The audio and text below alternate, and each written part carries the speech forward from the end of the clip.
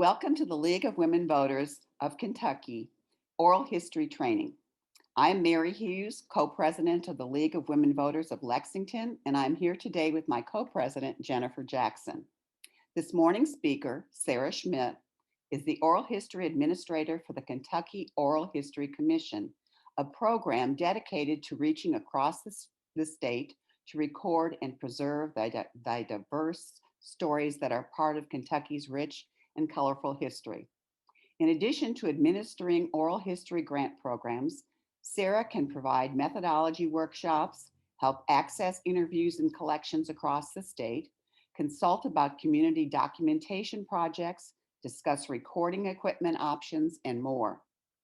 Previously, she served as the Community Arts and Access Director for the Kentucky Arts Council and as a folk life specialist for the Kentucky Folk Life Program. She is a founding steering committee member of the Kentucky Rural Urban Exchange. Sarah holds a bachelor's degree in anthropology and history and a master's degree in folk studies, both from Western Kentucky University.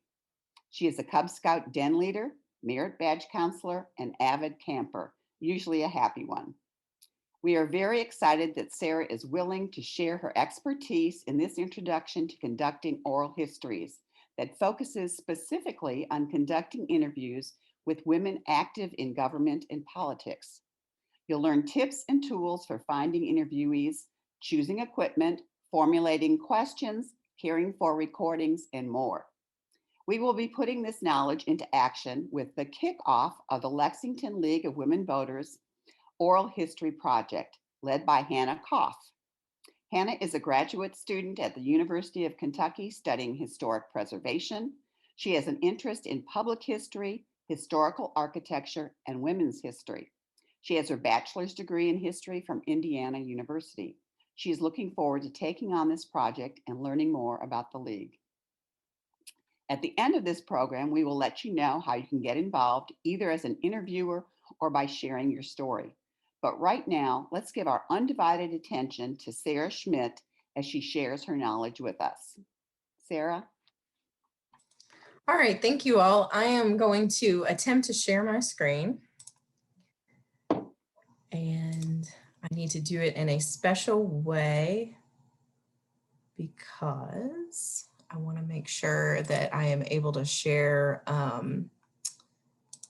sounds with you. It's kind of a lame oral history presentation when you don't get to hear any actual oral history audio. Okay, can everybody see my screen? Okay, the reason I put this up here throughout 2020 when I've been on Zoom calls and I've had to go to screen share, it feels, I'm a little bit of a NASA nerd. I inherited it from my father. I love the space program and learning about it. But that when they do the moon shot where they actually go around the back side of the moon, they lose communication with ground control for a while. And every time I go to screen share, I always feel like the astronauts losing communication for a while. It's like, are we going to come out on the other side with a PowerPoint? Or is this going to be 10 minutes of me very, very ungracefully messing around with technology? So today we were successful. And as Mary said, I'm with the Kentucky Oral History Commission, which is part of the Kentucky Historical Society. It's somewhat of an independent body. It's been more independent in the past, and now we're very kind of safely nestled within the Historical Society for fiscal reasons. But I would be remiss in not saying that we were established in 1976 by statute, and one of the primary champions of that piece of legislation, the person that went to Governor Carroll and appealed to him to create this commission was Al Smith, who passed away yesterday. You may know his name around Kentucky. He was a very prolific journalist, but also he was the director of the Appalachian Regional Commission. He helped found Apple Shop. He, you name it, he seemed to have his hand in a lot of things, particularly in the mid 70s and early 80s. And so because we were established by journalists, we do run a little bit differently than other oral history programs. We're the only one of its kind in the country. Kentucky has the only state-sponsored oral history commission. There are tons of them in university programs around the country, but none that are housed in a historical society and supported by the General Assembly or their legislative body the way that we are. We have a 12-member gubernatorially appointed board and many, many advisors. And our job is to basically go around the state, or I'm the lone staff person. So when I say our, I mean like the royal we. My job is to go around the state and to make sure that people have the tools that they need to document their own stories. And the other reason we exist, we fill in gaps in the historical record. There are a lot of folks that are not represented by artifacts in manuscripts and archives for a variety of reasons. You know, just to give you an example, like immigrants and newcomers often don't come with much in terms of what they can or want to donate to a historical institution. However, what they have, if they're willing to share it with us, is their story. And so, you know, you don't even have to be literate necessarily to participate in an oral history to be able to convey your community and your family's story. So grateful to Al Schmitt for giving us that legacy in Kentucky. We were originally in the Kentucky Department of Library and Archives. We have over 10,000 oral history interviews just within our repository, but we have helped foster or support the creation of about 45,000 more. When oral history folks from Kentucky go to the Oral History Association conference, we're kind of rock stars because we're known as being a state that's really been key, especially in non-elite interviewing, not interviewing politicians and important, quote unquote, important people, but just everyday people living their lives. And then it came to KHS in 1992 and we've been there ever since. And it's a good fit. So I always start this out with just a basic, I think we all, just so we're all using the same language when we talk about what an oral history is. The discipline of oral history is very young because it's only been around since we've been able to have recordings. So since the wax cylinder, essentially. It is necessarily a recorded dialogue. So a lot of folks will say, well, I have my family's oral history, when they really mean, you know, a written document that's oral tradition. That's different from oral history. Oral history is specifically recorded audio between two people. I emphasize two people. That is my preference. I think the best oral histories are the ones that are one-on-one. Having said that, I know there are occasions where having two or more people makes sense. So for example, sometimes when I'm interviewing a married couple that has been together for a long time, sometimes they, you know, depending on how their marriage is, they're kind of one entity. They help each other remember things. On the other hand, that can also very much backfire because sometimes in a partnership, you have one person that does all the talking and one person that does all of the nodding. So you kind of just have to read the room on that. But the nice thing about having a dialogue just between two people is people will change their stories based on who is in the room for social desirability. They're not lying, they're not equivocating. They just, you know, sometimes based on the person in the room, you choose your words differently, right? And when it's just two people, the person interviewing and the person across from them, that's less likely to happen. And the other thing is when you start transcribing or listening to interviews later on for research purposes, you start to lose, especially if you have two males in the room or two females or two people with similar voice characteristics, especially if they're family members, you start to lose track of who's who, and it can become very confusing. So I think the best are going to be two people. As a matter of fact, even in those couples situations, I try to interview them together, but also interview them apart too, so you can get both perspective. The other thing is we never, ever, ever pretend like we're capturing the truth. You know, a person's memory, you know, we all know memory is a liar. I don't know how many times I've thought I've remembered something one way, only to be confronted with the facts and the details like, I couldn't have possibly left my keys there because they are over here.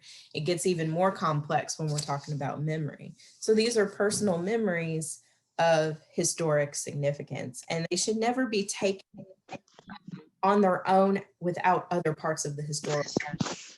Like you would never use oral histories as your main source to document something. You would also use newspaper articles and scholarly works and things like that, just because people's perceptions of how things happened are important, but they are perceptions nonetheless, and filled with bias and all of those other things.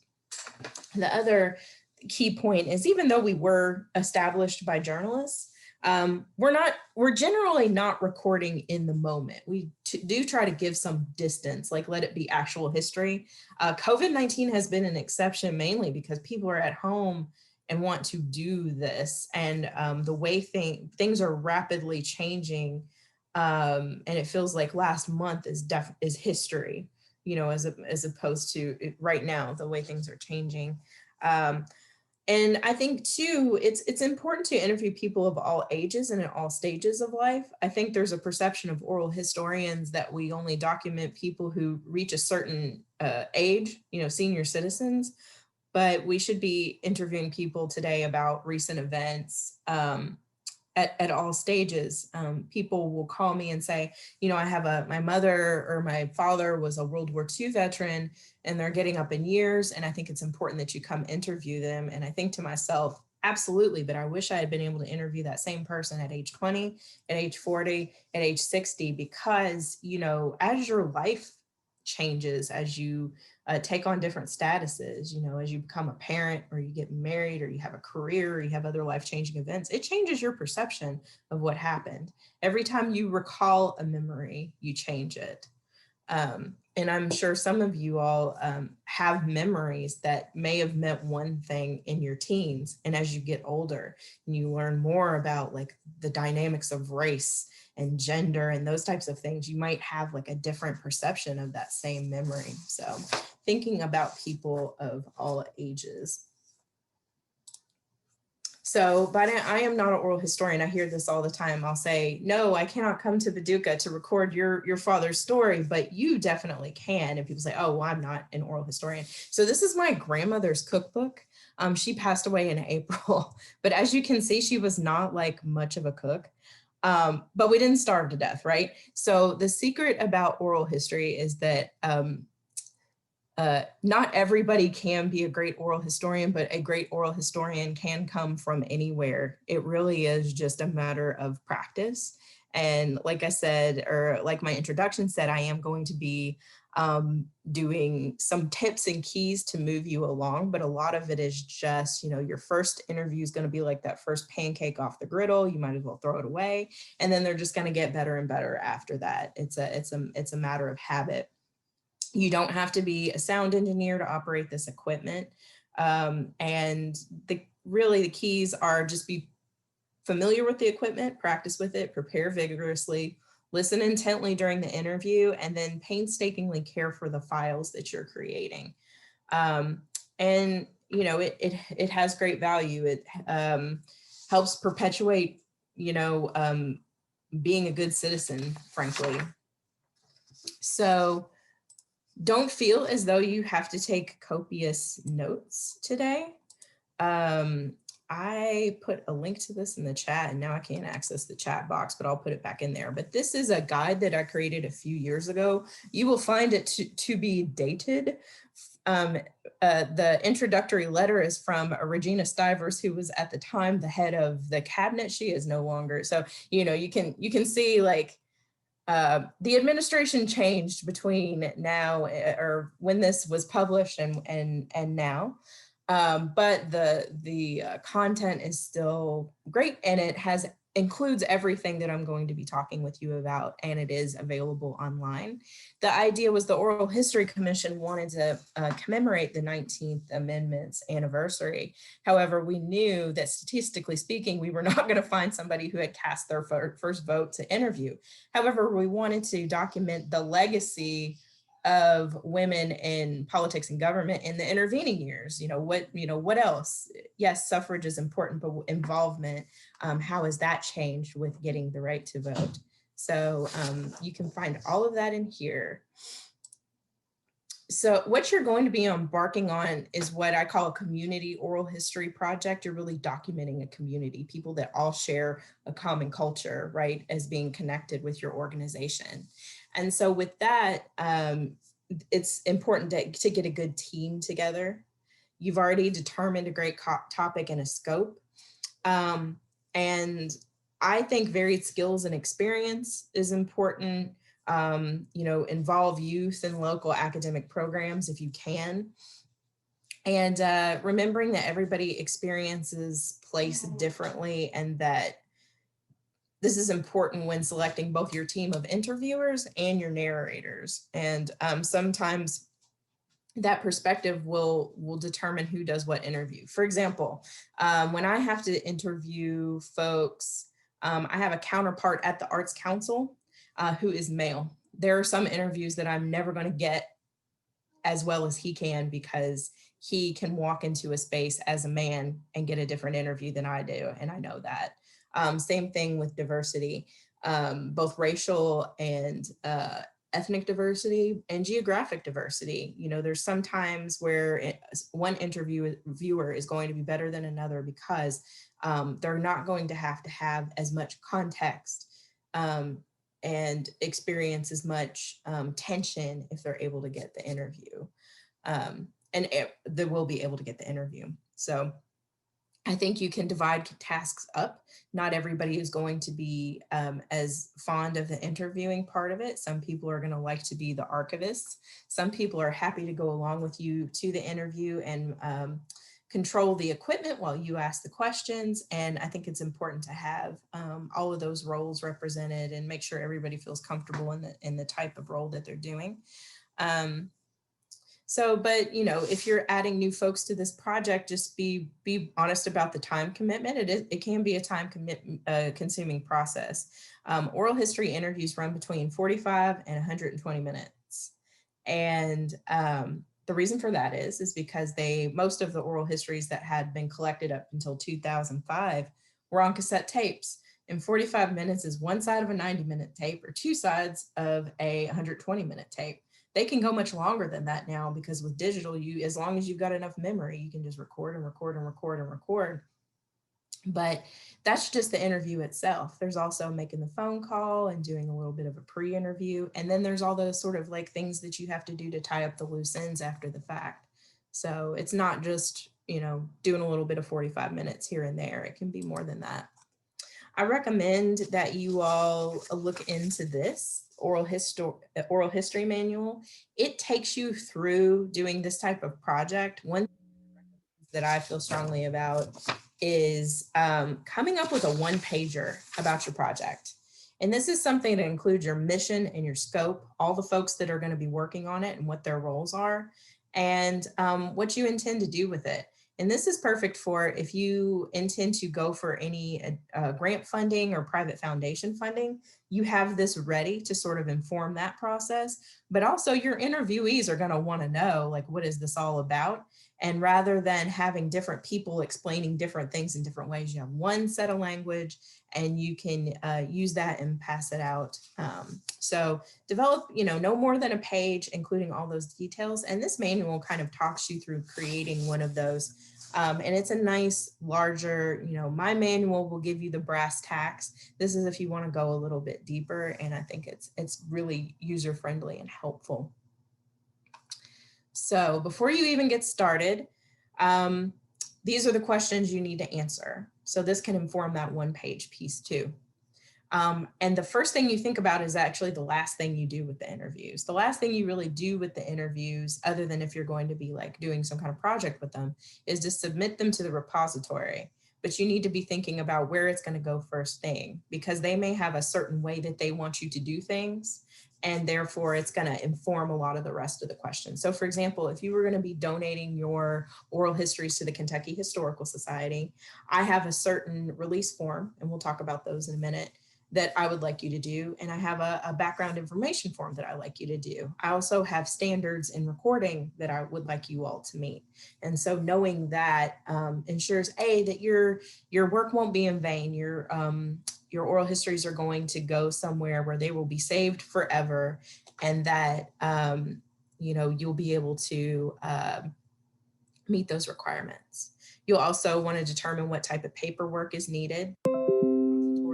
If you're doing a special project like this one, it might include some additional language about where it's going to go. So I would give you like a basic release form, but you can add things in like, we intend to do a, documentary film or whatever the case may be.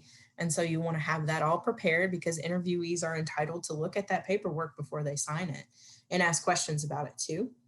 What will the interviews be about? So you all do have a topic, but you really want to determine a scope. These can get out of control really quickly. So to give you a good example, in May, I got a grant to start collecting on COVID-19. Well, necessarily because of all the things that have happened in 2020, most of the interviews started creeping into the incredible social justice movement that we had in the summer of 2020 that frankly is still ongoing. You just couldn't separate the two, that, one led to the other in a rotating ball, right? But I had to really sort of dial it back and say, yes, I want to talk to people that are managing bail funds. And yes, I want to, but okay, let's make sure that it's not all that. Let's keep diversifying out this way instead of going this other way. And if we're going to, let's make that a different collection to do another time. You will find yourself parking lotting a lot of things that you want to do to keep it within your scope. So that's why I think it's important to write down a sentence or two that says, we are collecting on the topic of X, including and limited to these topics. And of course, if you come up with great ideas, put them, in the parking lot for another collection. Who will you interview? So having a good core list that will grow as you interview people. Every time you interview another person, they will give you new names and new names and new names to pursue. But having that core list and really looking at what they represent with their lives and their career, and making sure that it's not sort of all the same, that we have some different perspectives, will be important. What kind of equipment will you use? That's, I think, one of the hardest ones. It's sort of like, it's easiest because it's a list and you just pick from the list. The rest of it is real, brain work, but comfort with equipment is one of the things that really turns people away from doing oral histories. How will you do research? So I'll talk about this in a minute, but you never ask a question in an oral history interview that can be answered somewhere else. So for example, you wouldn't go to Governor Martha Lane Collins and ask her what year she was elected, right? You can look that up on Wikipedia. She doesn't need to be answering that question. She has, other things that she could be discussing from her perspective. So you really need to be versed on that person before you go into the interview. If they're not a public figure, or they're not somebody for whom you're really going to want to look at what was going on in the context of the time that they were active, and be versed on that, and be able to ask them how they were involved. And then, of course, what questions will you ask? People fixate on this too. You really don't go into an interview with that many questions. Your job is to kind of be agile while you're there. You might have a core 10 to 15, but you're really going to be letting the narrative that they're giving you determine what sort of smaller questions you're going to be asking next. But you do need to go into it with a core set of questions. And you obviously you're going to have unique ones for each person based on what they were doing. But a good project will have core ones that they want everybody to answer if relevant. So these are the questions you will want to answer in your one-page document. So first things first, but last things last, choosing a repository.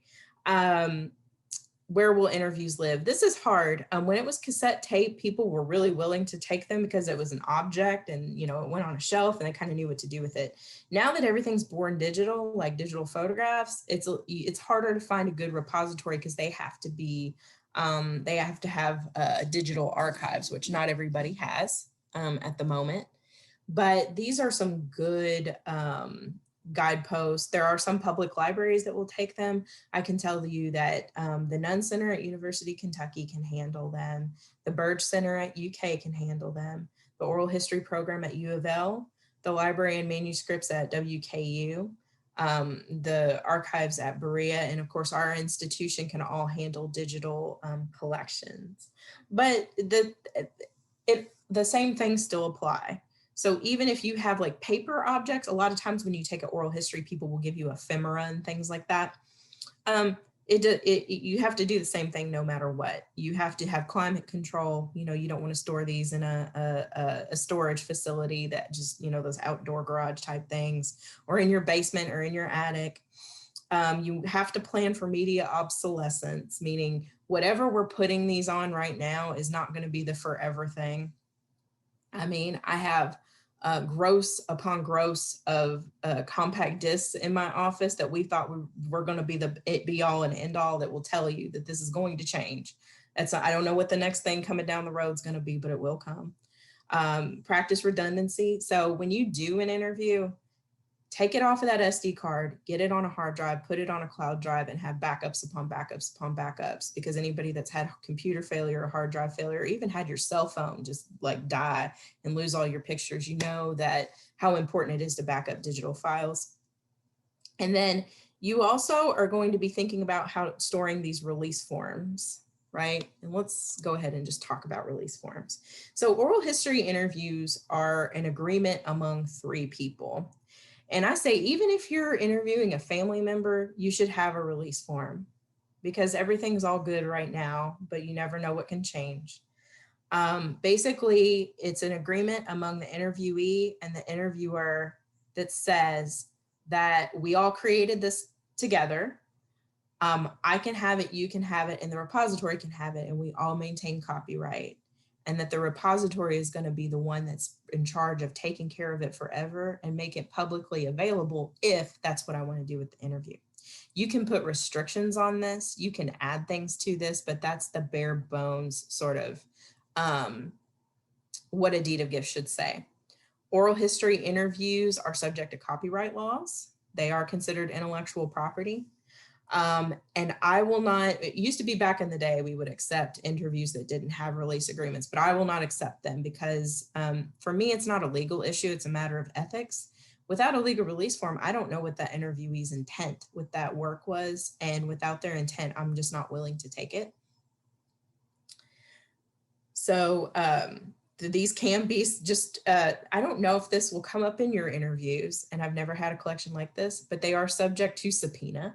So even if you put a restriction on it, if I am subpoenaed for an interview, I have to give it up. So if somebody starts talking about outstanding legal issues, you might just sort of put your finger up and say, you know, let's not do that right now, because they are, this is why you will not see, as important as they are, I will not do interviews with undocumented folks just because I cannot protect them.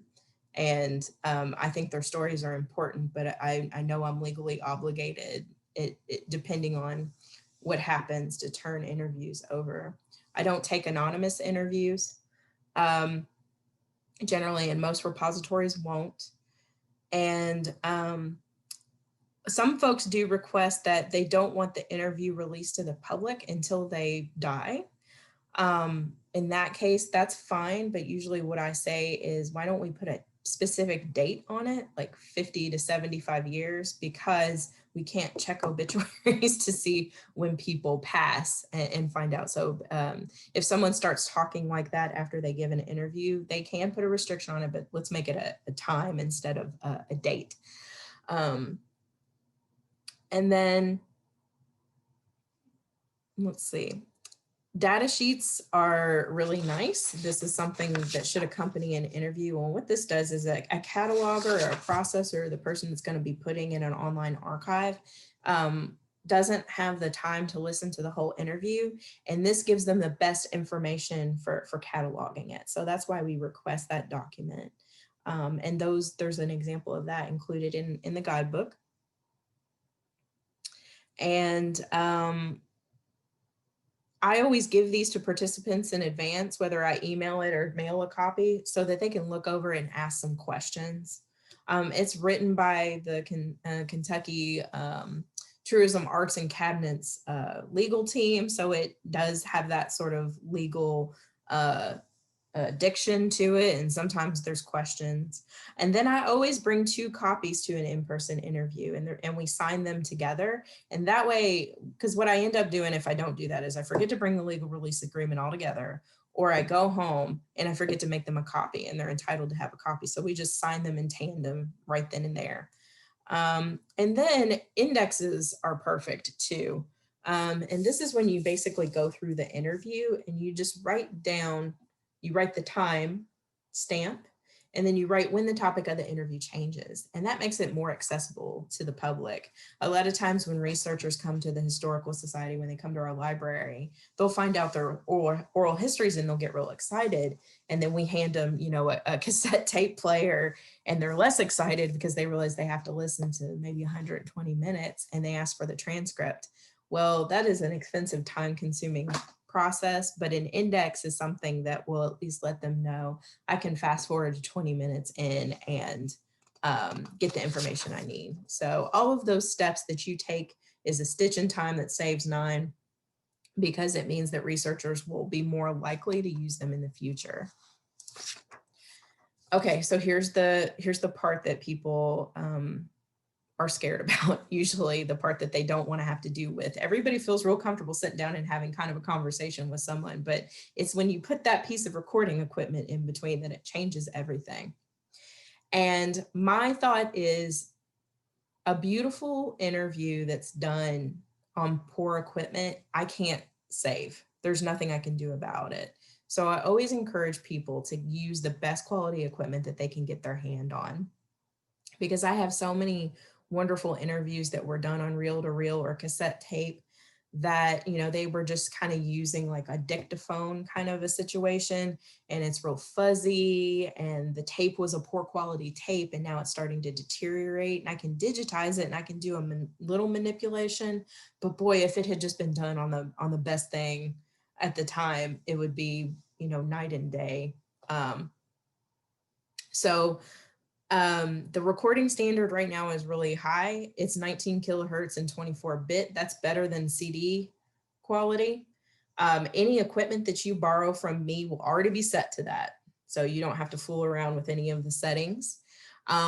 External microphones are better. Like most recording equipment you get will have, just like this one right here on the far right at the top, will have microphones embedded in them, and they're good, they're fine, especially these days.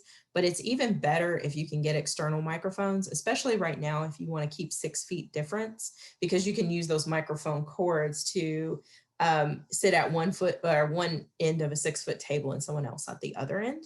I always encourage people, if you can afford to get external microphones, do it. But the nice thing is you can buy one of these things over here for about $250.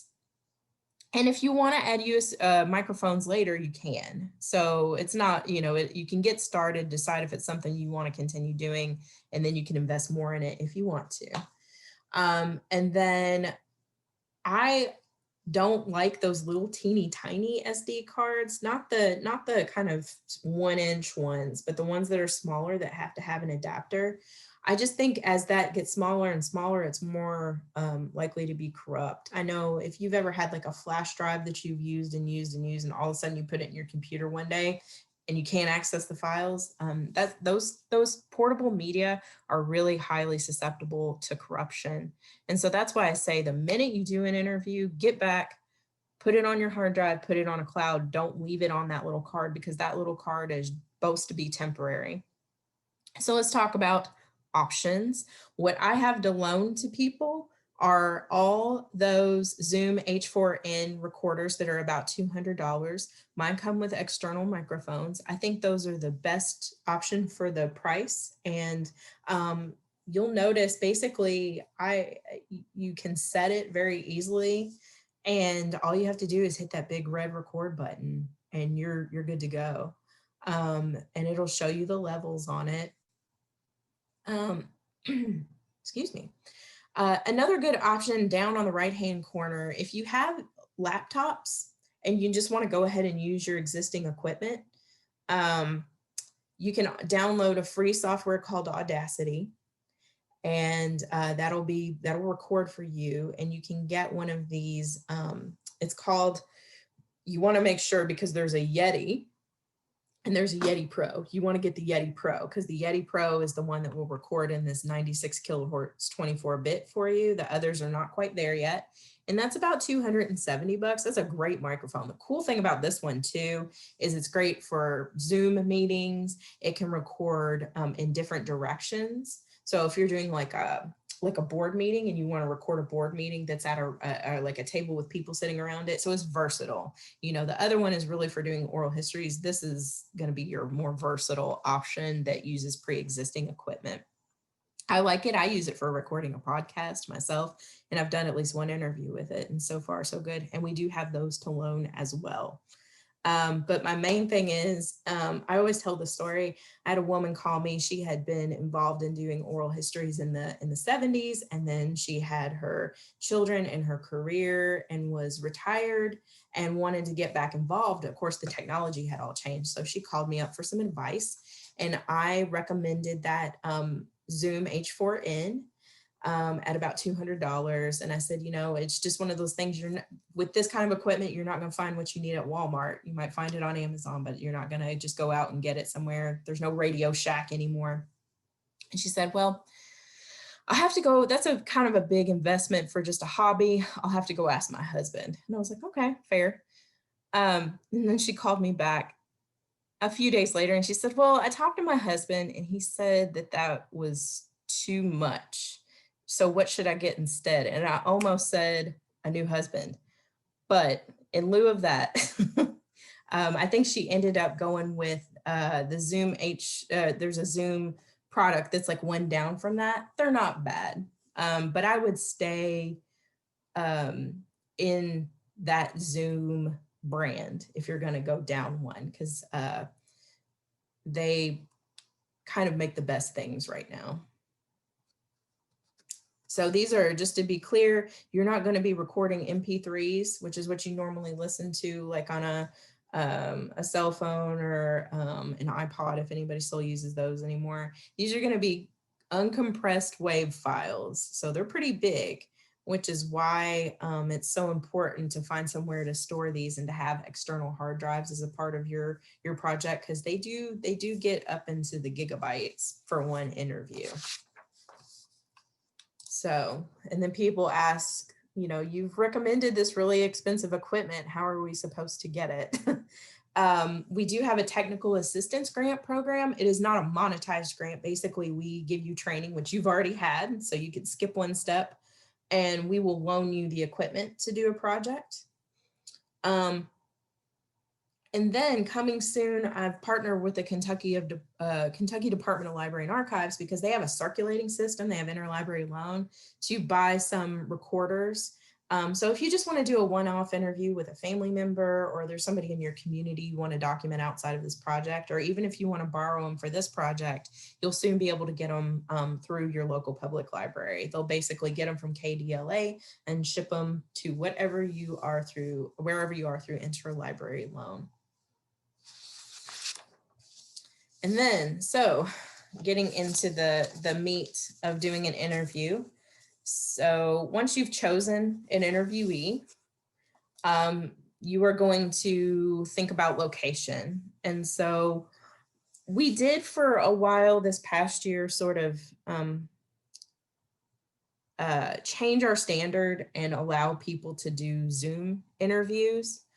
We felt at this point it was more important to get the story than it was to have the high-end, high quality audio. If there are folks you all want to interview that are quite far away, you know, in other states, it's still an option. It's just not the best option. Sitting down face-to-face is always going to be a preference.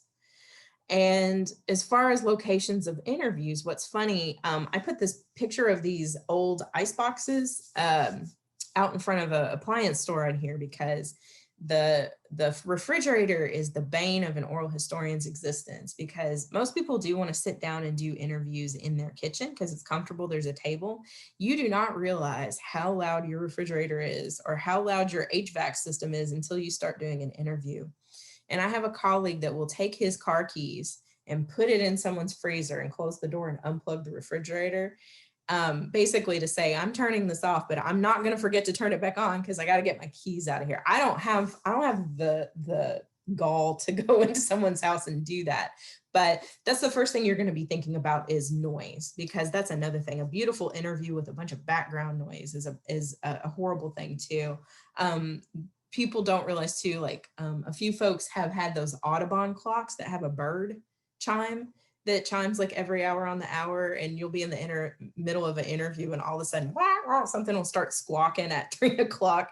So, you know, be thinking about those things that have just become part of the environment. Obviously, people are going to be more comfortable in their own home, but your comfort is important too. So if there's an office space or a neutral space like a library study room that you can use, I don't recommend, you know, like a restaurant, obviously, because you're going to have lots of background noises. But those are good options too. You obviously want to have electricity available. And then you're going to call your interviewee and have a conversation.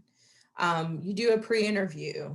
That's not to say that the interview that you do won't be unrehearsed, or yeah, it'll still be really candid, but basically you're just going to go over the topics with them. I never give people questions in advance, because what ends up happening is it looks like one of those commercials for an injury lawyer where somebody's clearly reading a script. They get all their questions answered in advance and they come in and just give their rote description, but you do want to give them all the topics that you're going to be discovering. You want to be honest with them about how much time.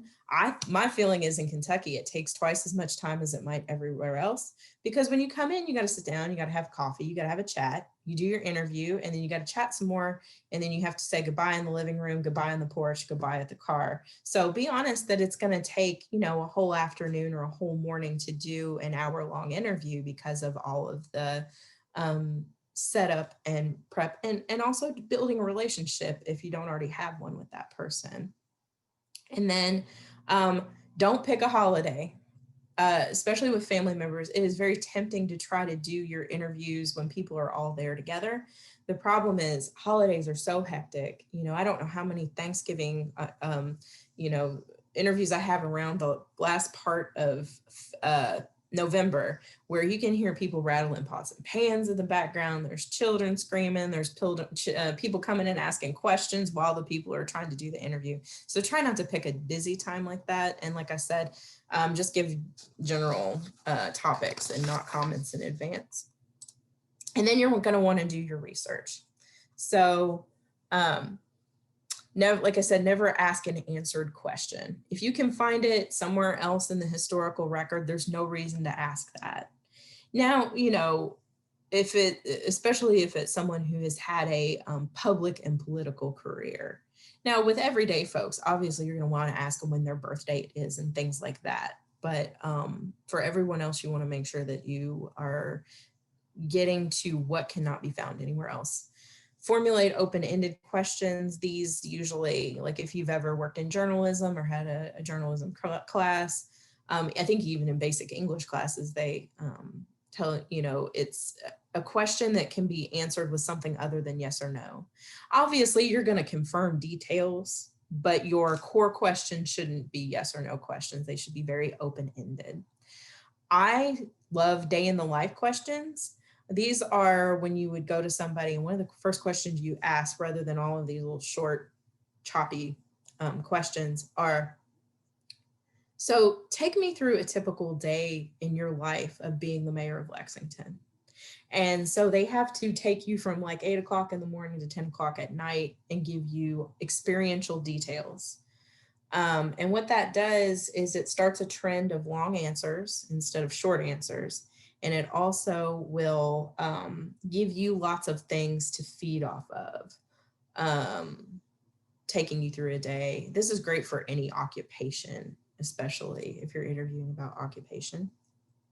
And then you're going to want to keep the topics broad, like I said, and be agile in the interview. You don't want to go in with a lot of very detailed questions.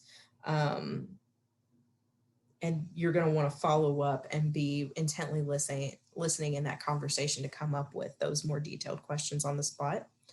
And then you don't want to lead your interviewee anywhere. You can go in with a little bit of a hypothesis. But for example, the only interview that I have with Governor Martha Lane Collins was with two young women that were working on a very specific project. And it was about, it was essentially, it had to do with gender studies. And they had kind of a hypothesis, and you can tell, and they were asking her a lot of things about how life was different for her being a woman in politics, how life was different from her being the first and only female governor, how life was different. And she was getting very frustrated because she wanted to talk about economic development. You know, she wanted to talk about what any other politician, you know, it was probably more of the same in her career. Everybody wanted to single her out for being unique and a woman when all she wanted to do, you know, was do the job. And so you want to make sure that your whatever sort of themes or trends you're noticing in interviews, that you're be unbiased about it, or as objective about it as you can in your questions. And this is my favorite part when I, well, first, let me go back and just say, like, interviewing women in politics, there are some big themes that should inform your questions. So biographical details, of course, when and where she was born, family details, upbringing, and early education. And then, of course, you want to go into how she became interested in government, politics, advocacy, whatever the case may be. You'll want to ask about mentors and inspiration, later education and training, career, some of the early leadership roles that she might have been in. Ask about her career or services, the different offices and positions, roles and responsibilities, milestones and other significant moments, and professional friendships and rivalries. Those are always really interesting. And then you want to go into reflections. You want to ask about the lessons learned and what they want their legacy to be. You want them to comment on current events, like what if you were still active in this role now, or what if you were still serving as county judge executive now? How would you address this issue? And then I always like to finish up on advice for young women and other leaders, emerging leaders. Like, what would you sometimes that's qualities of leadership, sometimes that's the things that you ought to be studying, but sort of get them to talk about what does it take, and what would you tell somebody wanting to get into this role, even if it's don't do it, So here are some examples, and I'll take you through. The first question you want to ask when you turn on your recording equipment, people are going to be uncomfortable with it. Whenever you set a microphone between you and someone else, it changes the dynamic, right? And so what I always do is kind of pretend to be like, the levels on these new recorders are automatically set. You don't really have to do anything, right? You just hit record. But I'll pretend to be kind of fooling with my equipment, and I'll ask a softball question. And I learned this from journalists working in radio. I'll always say, just to test my levels and to make sure that I can hear you well, what did you have for breakfast? And the reason I do that is because everybody's an expert on what they had for breakfast. And if you can ask one successful question, even if it's a simple one, people have the confidence to go into the interview. But it's not a hard-hitting question, right? So I'm going to start to play this. Give me a thumbs up. I think I set this right, but give me a thumbs up if you can hear it. Oops, hold on. So, Mr. McKinney, I'm going to ask you a very...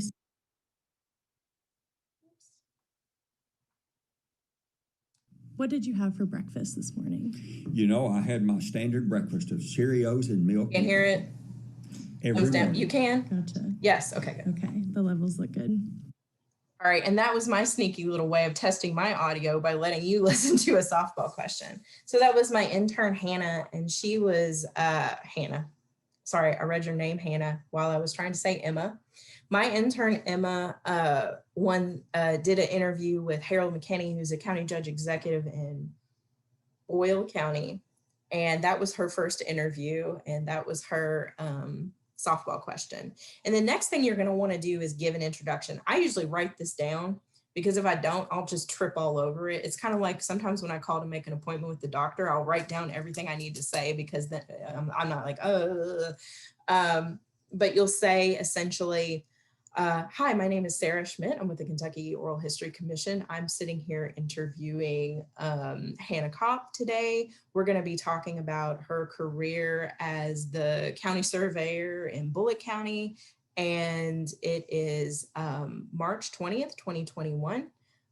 And this is for the Women in Politics and Government Oral History Project. So essentially, you're going to want to give both your names, the date, what you're talking about, and then the project. And what this does too, if God forbid those release forms ever get lost, we have that introduction on the interview. And then I usually will ask at the end, I'll say, Hannah, are you okay with me recording this interview to place into the Kentucky Historical Society repository? And they'll say yes.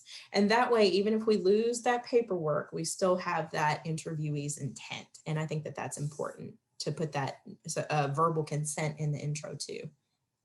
So I start with a trend of long answers. I think it's very tempting to say, to do the what's your name? Who's your mom? When's your birthday? But what that does is people start giving short, choppy answers, and the cadence won't change after that. It will be like pulling teeth. They get just used to answering short questions. So I usually start with one of those, tell us about what a typical day, or instead of asking about someone's bona fides like that, I will instead say, tell me what your family life was like. Or what was it like growing up in Baghdad, Kentucky? Something like that, that will give me all of those details, but won't be these little short, choppy answers. And so here is an example of, I'll play my introduction for you. Today is July the 19th, 2017. This is Sarah M. Schmitt, the administrator for the Kentucky Oral History Commission, interviewing Jean Ann Morgan Williams for the Veterans Oral History Project. We are in Lexington, Kentucky at 3060 Pritchard Drive.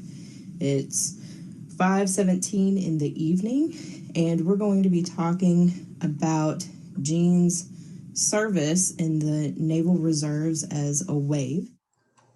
Okay, that was too much detail. You don't have to give them your home address. You don't want to dox yourself or triangulate yourself in the interview. But that was the most nerve-wracking interview I've ever done. That was my grandmother.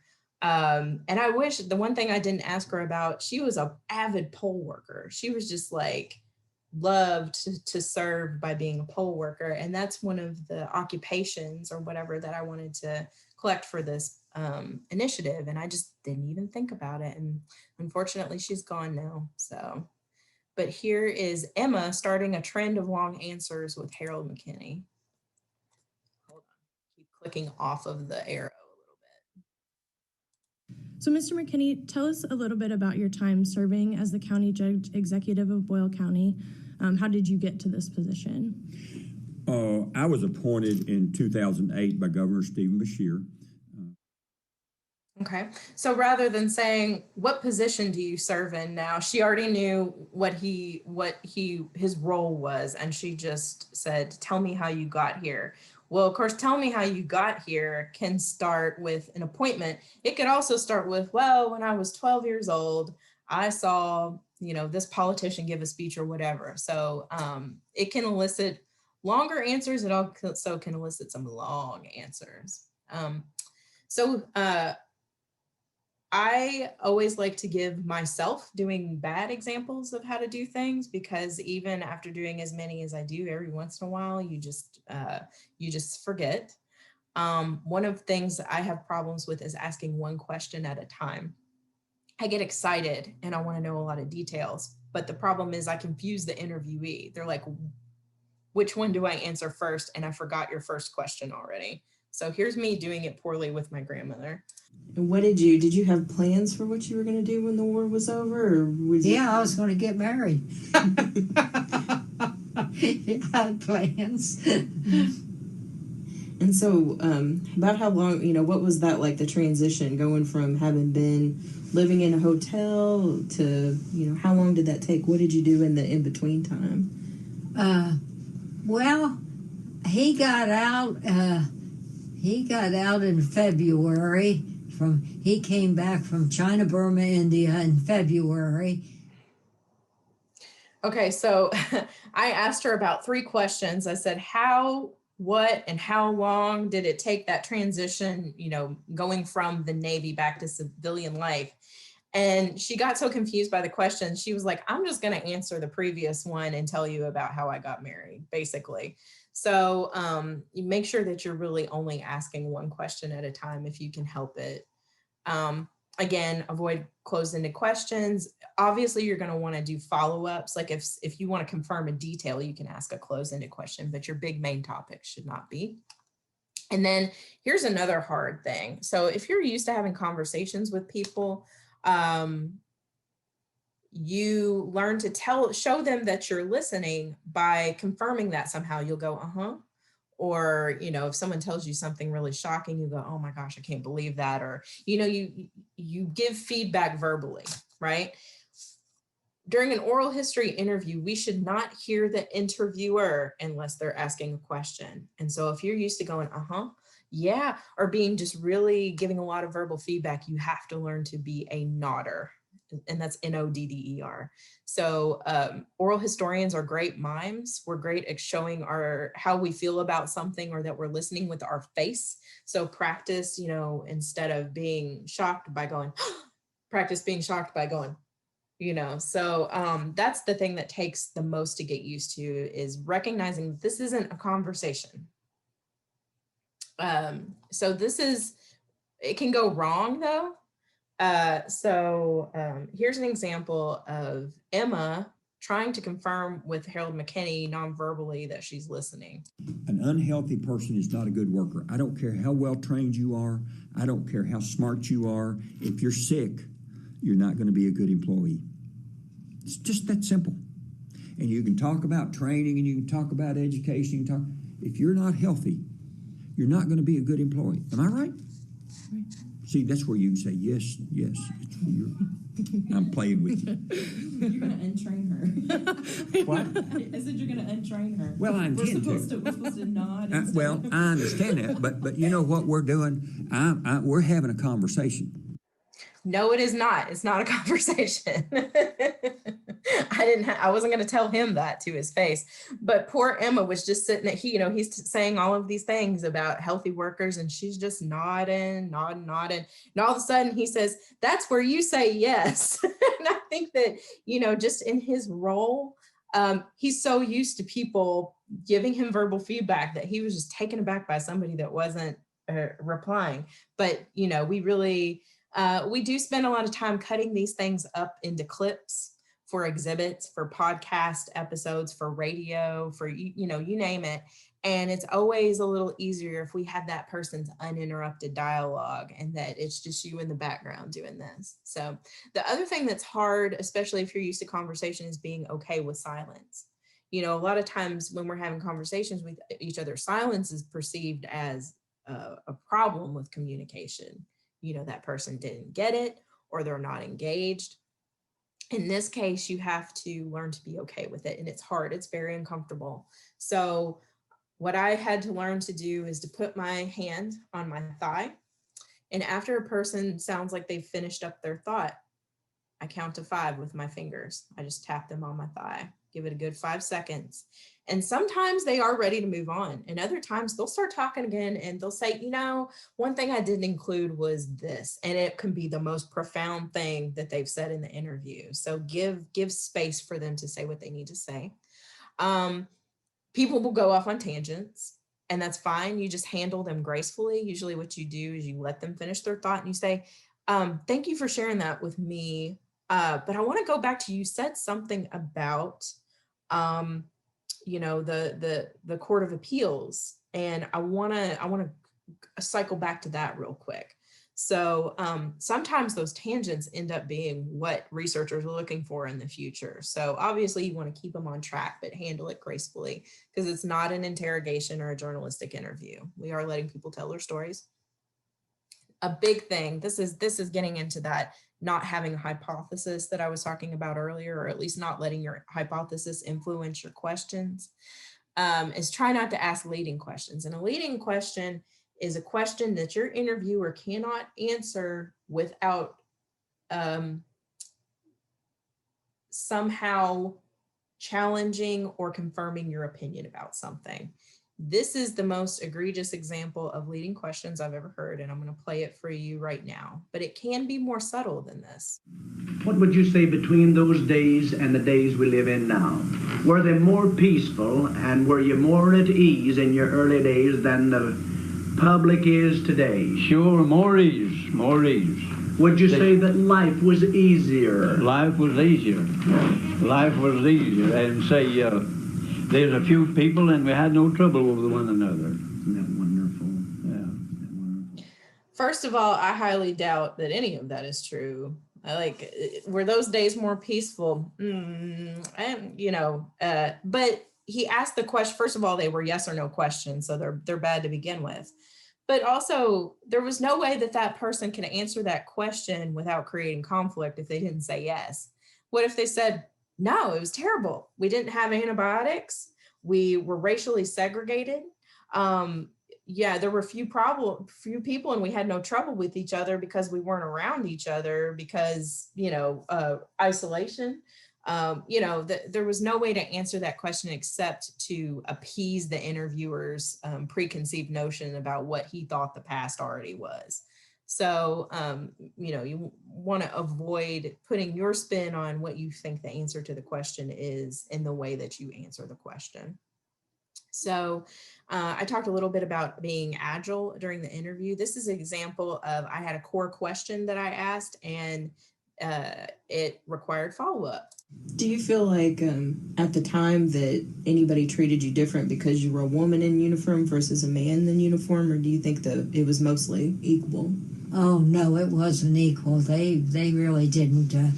They really didn't. Even today, when they write an article about, even in my church bulletin, they write the article and they say the men serving in our country or who served in other, and they don't say the men and the women. They just say, and now the women are serving in the line. But I never would have gone in if I had to shoot a gun or anything or get on a ship.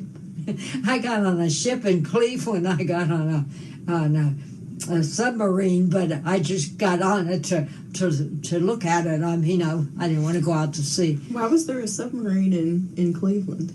Oh, Lake Erie was there, and it just parked there, so probably just to show it off, Exhibition. Yeah. So fun fact, my grandmother, she joined the Navy because she liked the uniform over the other branches, my feminist hero. And she was from Cincinnati, Ohio, and she said she joined the Navy to see the world. She ended up in an office in Cleveland. So anyway, she was real proud of her service. And I had another question I was going to move on to, but she said, I got on a submarine in Lake Erie. And I was like, skirt. Okay, now we need to talk about that for a couple of minutes, because that's an interesting detail. Good follow-up questions include, so someone will give you a detail and they'll say it was just really hard, and they'll stop.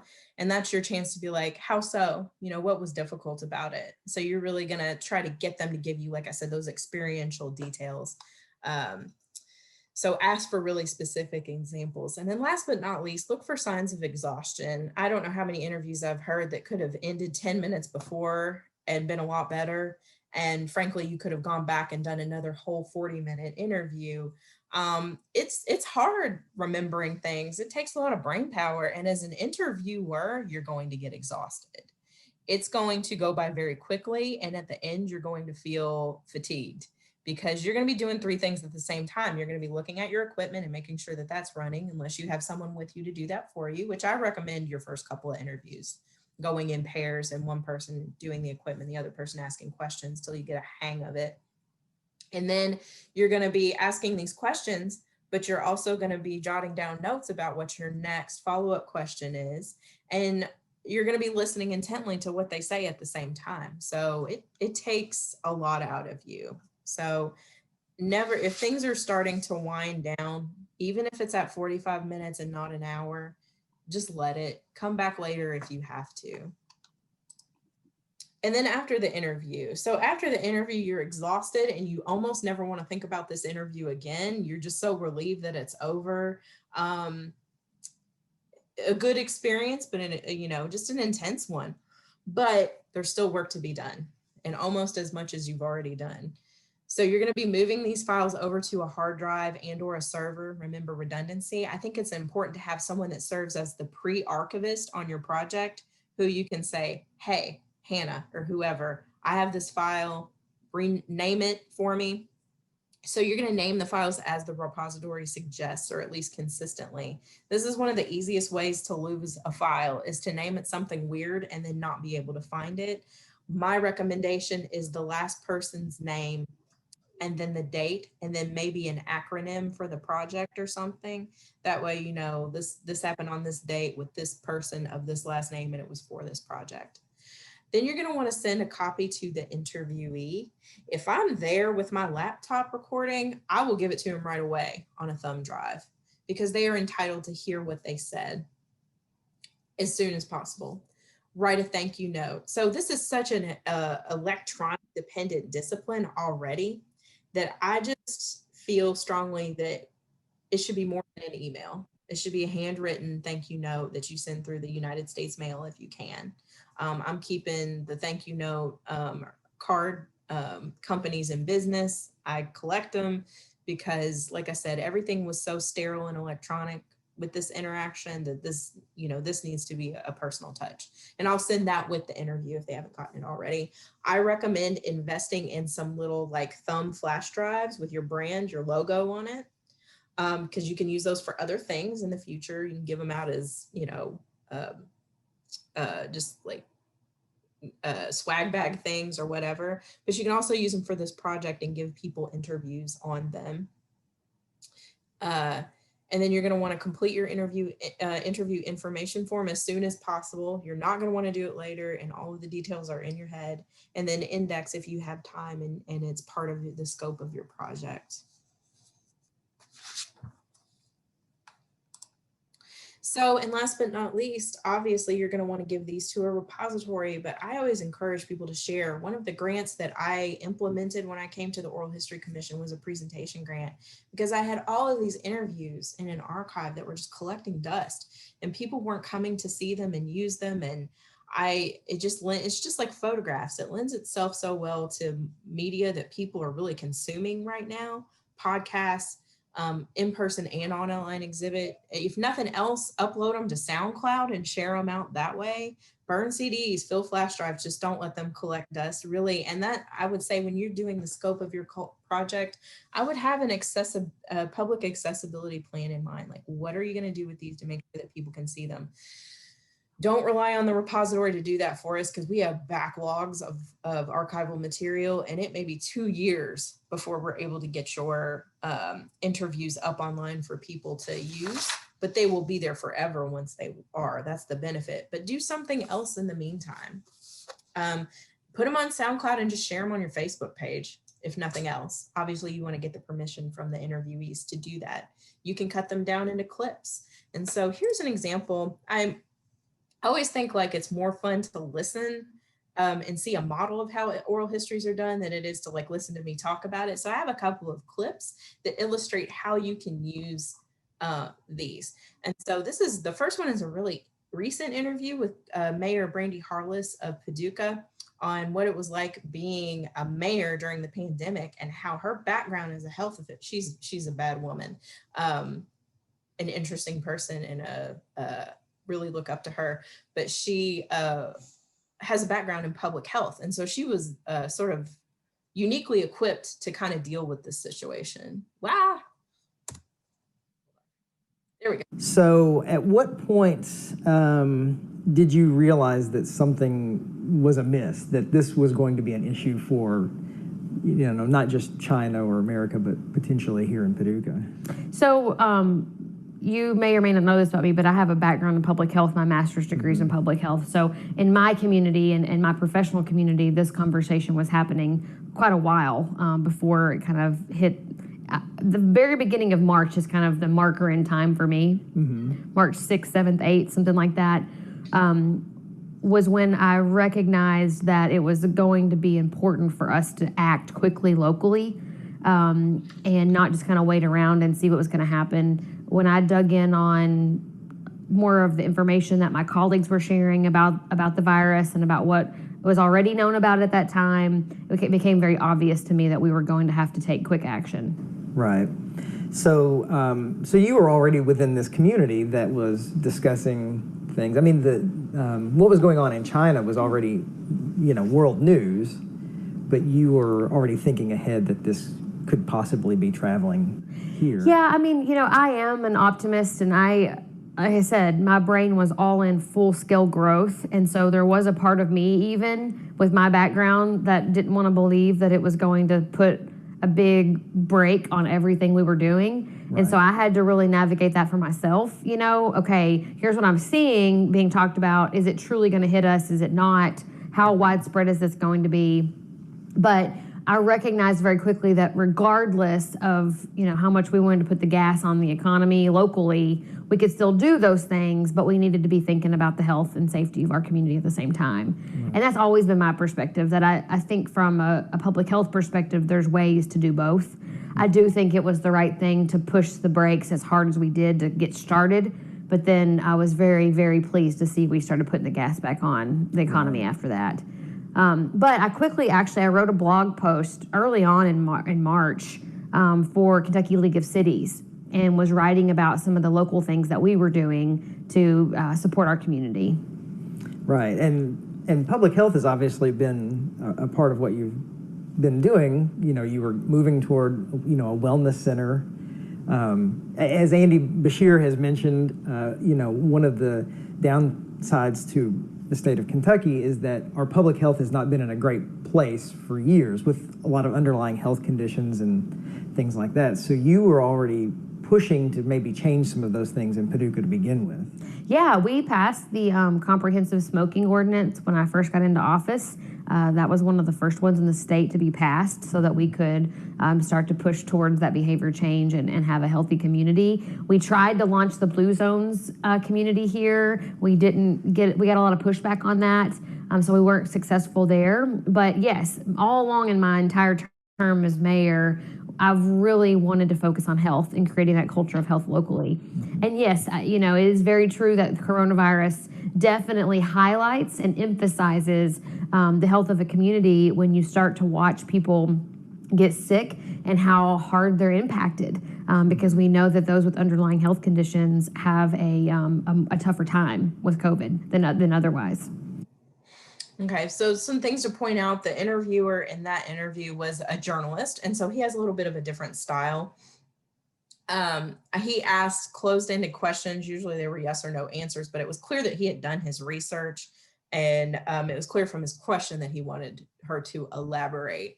And like I said, it's very rare for us to have an oral history interview that's sort of in the moment like this one is. But this is one of those rare moments. But the first interview that I got for my collection was with Lieutenant Governor Janine Hampton. That's also really rare to have a sitting politician be willing to sit and do an oral history. And I wonder if what she would record now would be different than what she recorded while she was in office. I would like to follow up with her at some point. But because this was commemorating the anniversary of the 19th Amendment, the interviewer, who was an Oral History Commission member, asked her this question. What are your thoughts on this upcoming anniversary and the impact that women continue to make, both in Kentucky politics and nationally? Well, you know, I'm still stunned that not everybody votes. Not every eligible voter votes, and that includes some women in there. I grew up with an appreciation of the United States of America. I knew by the time I was 10 or 12 that I was blessed to be born in this nation, in the United States of America. I knew that I had rights that I maybe necessarily wouldn't have had if I lived in another nation. And the fact that I can vote here, it's interesting. During Desert Storm, I was stationed in Riyadh, Saudi Arabia, a country where women not only can't vote, they can't even drive. And so I just have a unique appreciation for our form of government. And I saw this when I was running for the State House. You know, you have access to the voter data. You could see who voted in the last 5 election cycles, primary and the general election. And there's, you know, the registration is very low in Kentucky, as it is in most places, and the turnout is low. And I just don't understand that, because our ability to vote and shape our government is so sacred. And again, there's women. There were women on that list who maybe they didn't understand that it wasn't that long ago where they were not even allowed to vote. It wasn't that long ago where Black people were not even allowed to vote. And so I hold these things precious, and so I celebrate this amendment. And again, I celebrate the form of government that we have. The government here is just it's so generous that we are allowed to participate as much as we want to in our form of government. And many people choose not to do the basic thing, which is to just vote, to help elect the leaders who are going to lead their city, their county, their nation. It just stuns me so, but I have a unique appreciation for that amendment. And so the next clips I'm going to play for you are shorter. This came from that interview I was talking about with Governor Collins that was by 2 folks that probably hadn't done a lot of interviewing. And so her answers tended to be shorter, but I mashed 3 of them together just so you could hear, kind of 3 different styles. When I would go overseas, especially when we were going to, when I was going into Asia, especially, there were not a lot of women, there weren't any women in the meetings in like Japan. When we'd have a meeting, it was all men. I was the only woman in the room. But the thing about it was, when we would go, say, to Japan, there would be lots of governors over there from other states. And at that time, I was the only female governor initially, the first couple of years. And they never forgot my name. I mean, they didn't get me mixed up with those other governors, those other men. And so that was an advantage. And I think sometimes there are advantages if you do right, if you play it right, if you whatever. There are opportunities, and but that's a specific one that I can remember. My contribution to women's rights and things like that was not to demonstrate. I mean, we need women who will wear a button and march down the street and be active and that kind of thing. My contribution I tried to do was to get in certain positions where I did as good a job as I possibly could, which kept the doors open for other women to come in. And so I tried to prove that women could do these certain jobs and be successful in them and contribute a lot that way. So that's another thing. I encourage women to be involved. They won't all be involved the same way, doing the same thing, but that doesn't mean they're not in favor of it. Yeah. Lieutenant Governor was a great experience, and being governor, of course, is just phenomenal. I grew up in Baghdad. Little did I realize growing up that I would ever have lunch with the Queen of England, or that I would be traveling the world talking and negotiating with the CEOs of some of the biggest businesses in the world. So I just tell people, just work hard, and you can do really, you never know what you're going to do. I mean, you think, well, I don't have to do this because I'm not going to do that. Well, you don't know what you're going to do. I mean, I've had a lot of titles and a lot of opportunities, and it's an honor to serve the people. So I was very flattered and honored and worked hard, and I hope I can be remembered as a good governor. Okay. So this is me. That's really all I have in terms of content, but I want to stop sharing my screen and open it up to any questions you might have. There were a few questions in the chat box, so we'll go back to those. And I just oh no, I posted that to you. My bad. Hold on. So, there we go. Okay, wait a minute. I see. Is the pre-interview recorded as well? Yes. No, the pre-interview is not recorded. That's just a phone call. Especially a lot of times you're doing cold calls. It's someone that you're not familiar with. And so you just need to, you know, kind of like build some rapport, first of all, and some comfort, but then you just sort of talk about the themes. And I always ask them too, is there anything that you want me to specifically address in the interview too? It should be a give and a take. You know, I should be able to get my details that I want, but they should be able to talk about, you know, for example, with somebody who has done sort of advocacy work in their career, you know, is there any particular cause that you have been the champion of that you want me to highlight or really emphasize or talk a while about? Give them that opportunity. So that's what the pre-interview is for.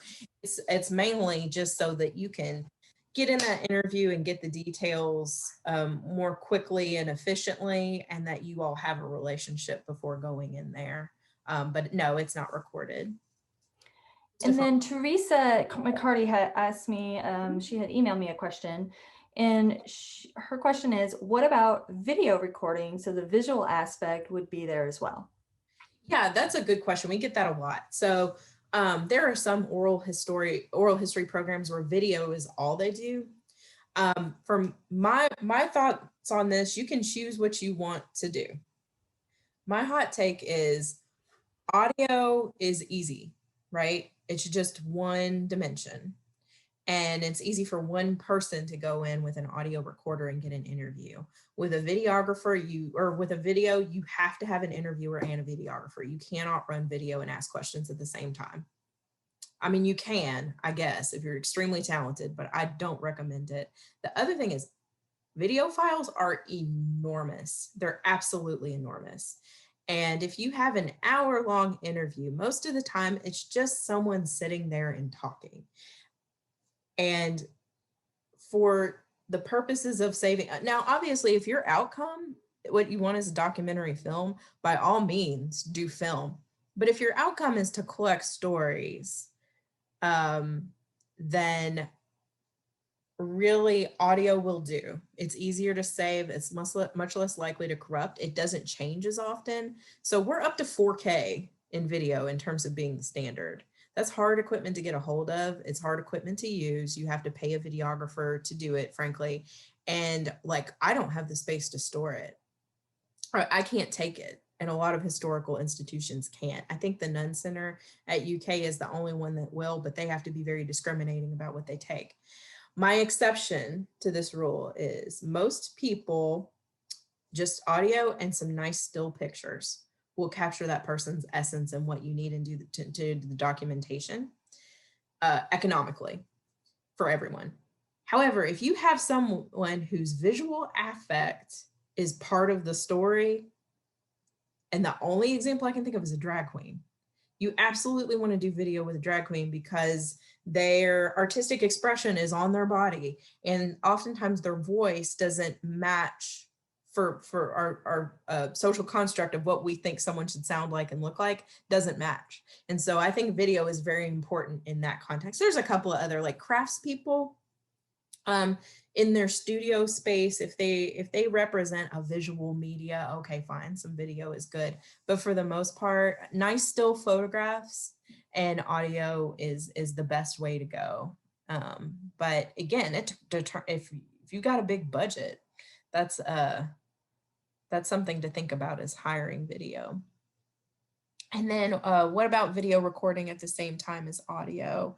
Yeah, so obviously when you video record, they're usually doing audio too. Sometimes it's in the same camera. Sometimes they actually record audio separate as a rule. They actually have these, that recorder that I showed you, that the Zoom H4n Pro, that will screw usually on the base or on the top of most video cameras, so that you can do both at the same time. Totally. And I think you're right. Like I'm a very talk with my hands, I talk with my expressions. I think that's a very visually interesting, but when you sort of like, you just kind of have to weigh that with the cost and how hard it is to preserve in terms of what you want to do.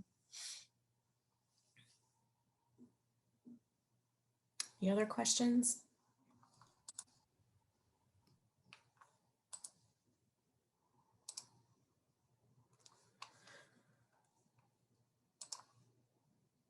Well, we're always, I'm here, my job is essentially as a consultant. And so if you have questions as you go through your project that you want answered, feel free. Those technical assistance grants are an ongoing grant application. There's no due date for them. You can apply at any time if you're interested in borrowing equipment from us instead of investing in your own.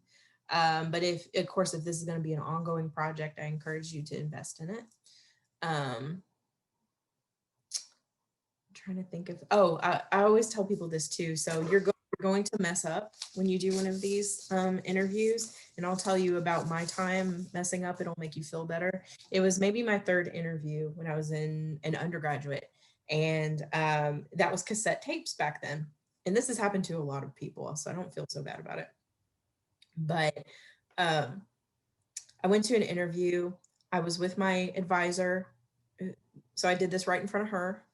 And the person I was interviewing was this incredible woman. She was a PhD in anthropology who was from a little rural community around Bowling Green, but went to school and went to India to document cotton, cottage, loom workers in the weaving cotton in India, and how those cooperatives worked, and came back and retired. And so I really admired her and got enthralled with her story. We ended the tape side A. I flipped it over to side B. I'm just sitting there listening, not believing all of the cool things that I'm hearing.